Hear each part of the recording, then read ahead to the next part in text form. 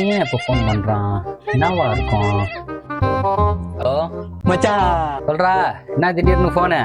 மச்சான் அர்ஜென்ட்டா 200 ரூபா வேணும்டா. 200 ரூபாயா? டேய், எனக்கே இன்னும் சம்பளம் போடலடா. என்கிட்ட 200 ரூபா தான் இருக்குது. நானே சாப்பிட காசு இல்லாம 10 ரூபா பப்ஸ் வாங்கி சாப்பிட்டுக்கிறேன்.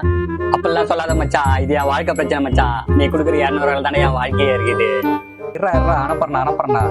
அப்படியே மச்சான், சரி. A few moments later. ஏதோ எமர்ஜென்சின்னு 200 ரூபா வாங்கினா, என்ன எமர்ஜென்சின்னு கேட்கலையே. மச்சான் சொல்லு மாப்ளே. எமர்ஜென்சின்னு சொன்ன, என்ன எமர்ஜென்சி கேட்கல பாடுறா. என்னடா ஏதாவது பிரச்சனையா?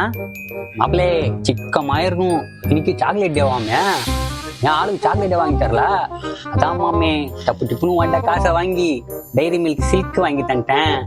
ஏண்டா, இங்க நான் குடிக்க கஞ்சி இல்லாம இருக்கிறேன். உனக்கு